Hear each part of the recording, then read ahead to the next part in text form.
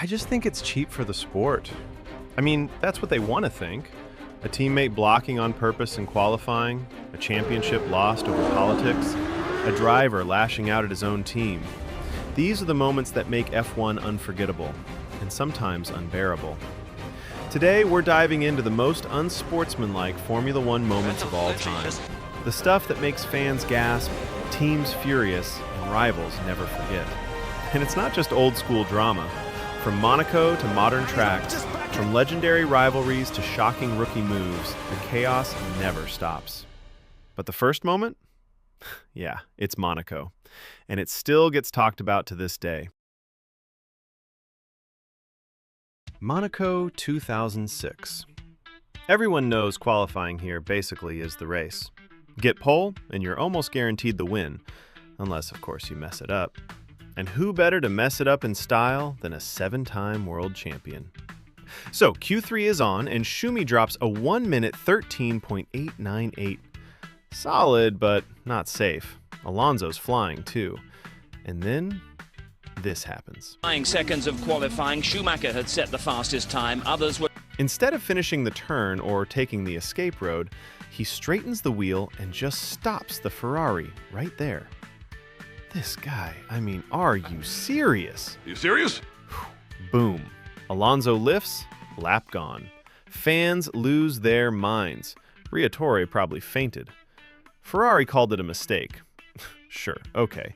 A mistake like leaving your garage door open in a hurricane. The video, and you see that I pushed hard, locked up, started sliding, and run out of road, which is the consequence here in Monte Carlo.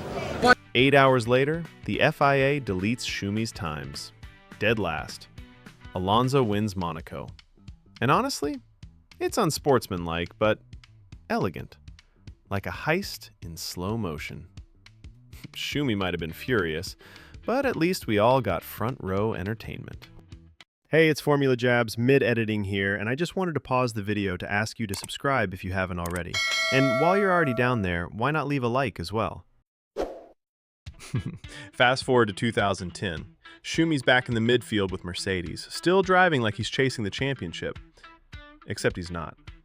Rubens Barrichello, his old teammate, is in a Williams just behind him, fighting for the last point. 4 laps to go on the main straight. Barrichello goes for it like any other driver would. And what does Schumi do? Almost puts him into the wall.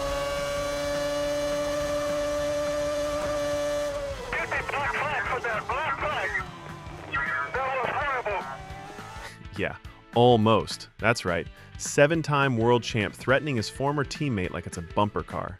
The fans are screaming at the screen. After the race, Schumi gets a 10-place grid penalty for the next round. Watching the replay, he even admits he went too far and apologizes. Classic. Pride, frustration, maybe just realizing he's not on top anymore. It's a reminder that even legends can lose their cool when ego meets the track. But don't worry. The F1 soap opera isn't over yet. 2017, Baku. Vettel and Hamilton are already favorites for the championship. Early in the season, but the pressure? Absolutely insane. Lap 16, the safety car comes out. Everything seems calm until it isn't. Hamilton complains the safety car is too slow. Instead of just keeping pace, he lifts to make space. And then, brake test. Vettel's eyes pop. Look, this is down at turn 15. Lewis is backing up the pack a little bit. And, he went into him. He might have... What's going on? He shouts over the radio. Pure road rage on the F1 track. One hand off the wheel, waving like a maniac. Vettel literally just came alongside me and turned in and hit me. Fans are losing it. Stewards? They hand Vettel a 10-second stop and go. Not enough for some, but enough to keep the drama simmering. It's a reminder that even the calmest, coolest drivers can snap when the championship is on the line. And what happens when these tempers clash? Well, you're about to see just how brutal Formula One can get. Japan, 1989. Prost and Senna. Not teammates anymore, just 2 absolute legends sharing a garage and hating every second of it. The championship is on the line, and if both cars retire, Prost wins. Easy math, right? Not quite. Lap 47. Senna dives into the chicane from way back.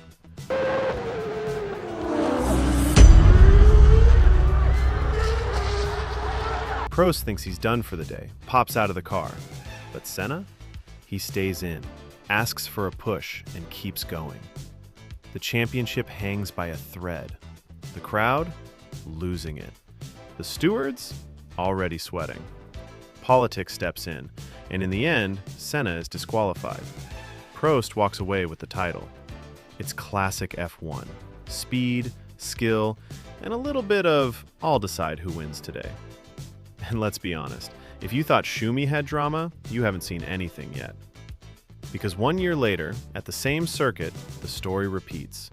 Only this time, Senna has the last laugh.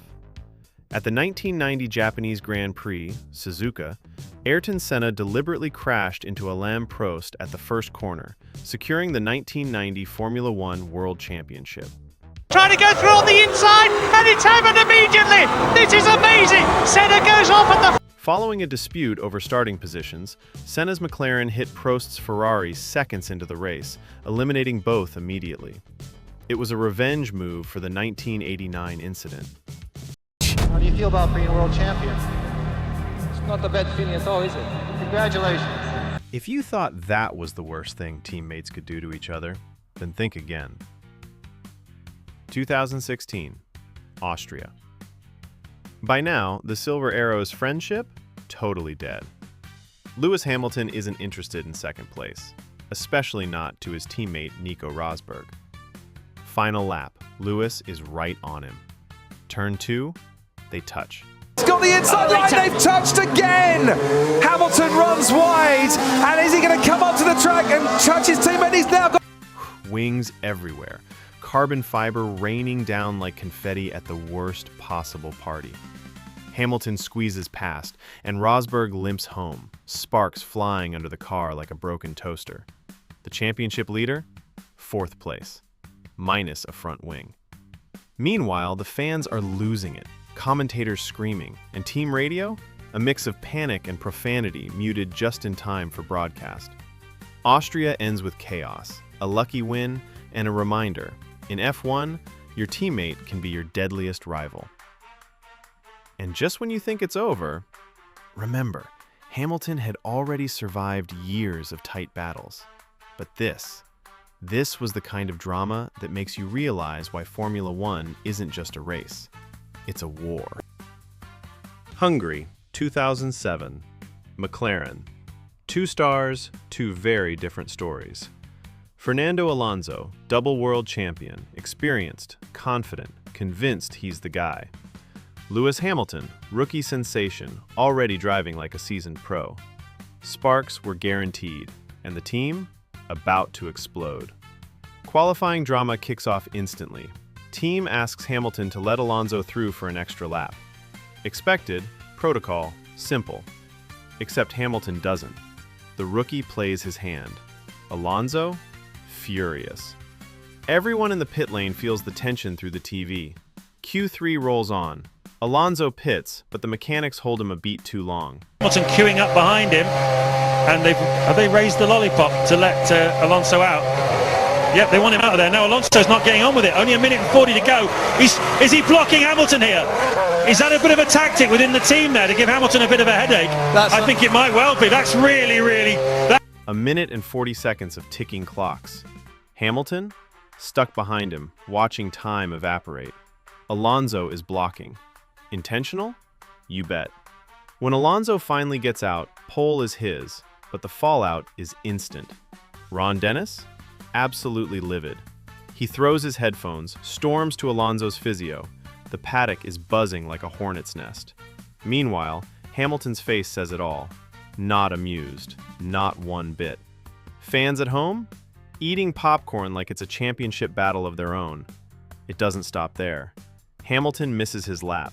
Alonso takes provisional pole. 15, like the second, but I think the calculation was wrong because my teammate didn't complete the lap. and I crossed the line with 2 or 3 seconds. So it was really, really tight. And, these things unfortunately happen. Grid penalties fly later, but the tension, the drama, the team meltdown, that's pure Formula One. It's a lesson. Even the best protocols, the smoothest plans, can be shredded in seconds when egos and championship stakes collide. And honestly, watching it unfold, you can't help but laugh a little. A rookie holding up a double world champ, Ron Dennis losing his mind, radios buzzing with chaos. Pure F1 chaos. Mexico, 2016. Max Verstappen, rookie. 3 laps to go, 3 drivers fighting for that last podium spot. Tension? Off the charts. Sebastian Vettel comes at him in turn 1. Max? Locks up, goes wide. Vettel tries to squeeze past, and Max? He starts backing him off, inch by inch, straight into Daniel Ricciardo. Single file, chaos brewing, hearts racing. Ricciardo going full send down the inside. Somehow, no contact. That is Sebastian Vettel, and that is a big lockup from Max Verstappen, and he goes wide, and Sebastian Vettel, as Verstappen goes onto the grass, might be able to come and take the remaining podium place. Miraculous. Fans are losing it. Commentators screaming. After the race, Max gets a time penalty, loses the podium, and walks away like he didn't just create a mini F1 meltdown. Rookie mistakes? Maybe. But some would say he was sending a message. I'm here, I'm aggressive, and I don't back down. And that wasn't an isolated thing. Later in 2016, the FIA steps in and bans moving under braking. Verstappen had a habit. Wait until the last second, then move late, especially against Ferrari drivers. Onboard footage shows him nudging them wide, late brake moves that would make anyone else sweat bullets. It forced a rule change. That's right, a single rookie forcing the sport to rewrite part of the handbook. Astonishing. By 2021, Sunday fightbacks were a bit more polished. But even then, he'd pull a move that takes everyone back to his rookie days. A sprint start, battling for the lead, forced wide, off the track, wheels scraping gravel. Classic Max. By 2022, he's a 2-time world champion, and yet teammate politics still sting. Overtakes ignored, orders challenged, teammates left scratching their heads. Calm on the radio? Sure. Wounded inside? Absolutely. Verstappen doesn't just race, he leaves a mark. 1994, Australia. Last race of the season. Michael Schumacher versus Damon Hill. 1 point difference. 2 drivers, both hungry for their first crown. Race starts clean. Everything looks normal. Until lap 36. Schumacher loses the rear, slides onto the grass, and slams into the wall.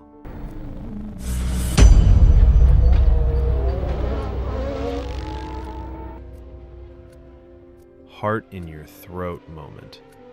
2 laps later, Hill limps back to the pits with a broken suspension, championship slipping through his fingers. And then comes the shocker. Final laps.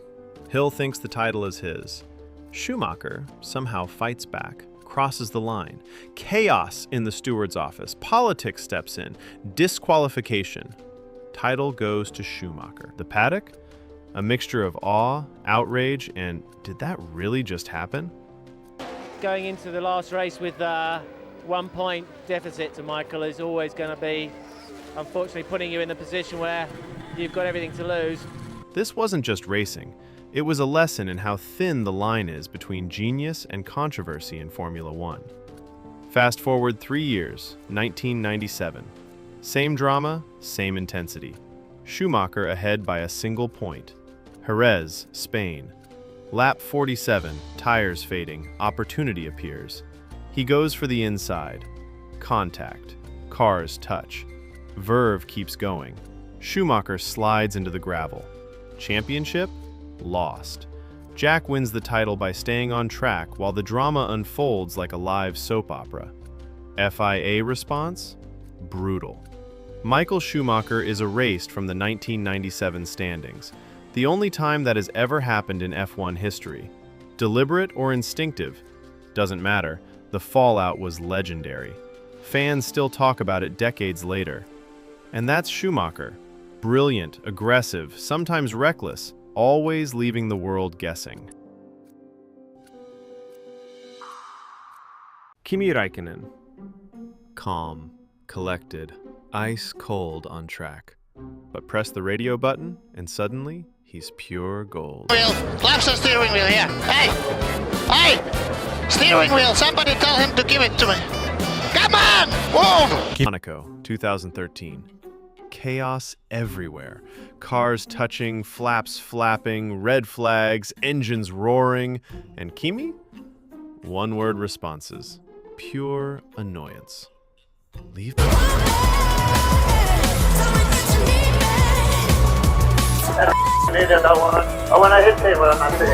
That's Kimi in a nutshell. Fans love it. Commentators can't get enough. The guy turns a simple update into comedy gold. It wasn't just jokes. Monaco 2013 also shows the contrast between focus and chaos. Cars sliding everywhere, drivers panicking, pit crews running. Kimi's calm, deadpan responses cut through it all. Even in his final season, nothing changed. Box calls? Ignored. Warnings? Muted. He became untouchable in his zen-like, slightly irritable way. The paddock learned to just mute him. And that, honestly, is why he's iconic. Never physical, never reckless on track, but always memorable.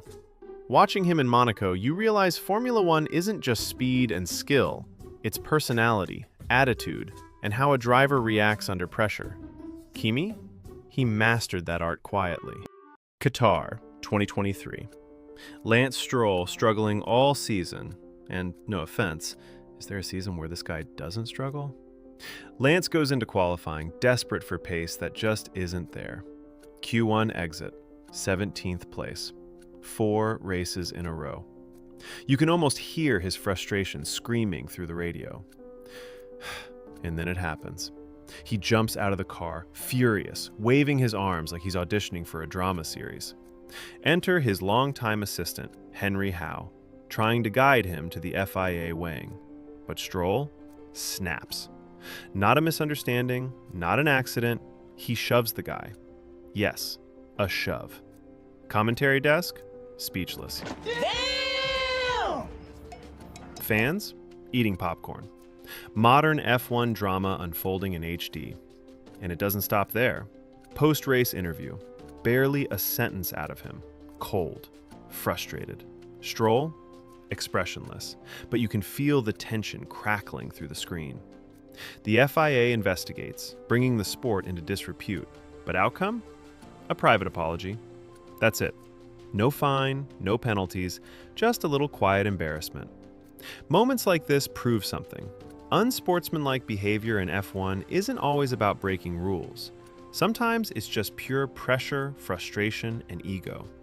Stroll didn't cheat, he didn't crash, he just lost it. And honestly, watching it unfold, you can't help but feel a little sorry for the guy, while still laughing at the chaos he created. So, what does all this teach us about Formula One? From Schumacher's desperate last-lap gambles to Kimi's deadpan radio gold, from Stroll's fiery shove to modern titans like Verstappen pushing the limits, unsportsmanlike moments come in all shapes and sizes. Sometimes it's strategy, sometimes ego, sometimes just pure frustration under pressure. And let's be honest, that's part of the thrill. These moments make F1 more than a race. They're a window into human nature at 200 miles per hour. Rivalries flare, tempers snap, and every decision, every move can define a career or a championship. It's messy, dramatic, and sometimes shocking, but that's exactly why we watch. Next time you see a wheel lock, a shove, or a radio meltdown, remember, it's not just about who crosses the line first. It's about the story behind every lap, the pressure that turns drivers into legends, or into cautionary tales. And for fans like us, well, we wouldn't have it any other way.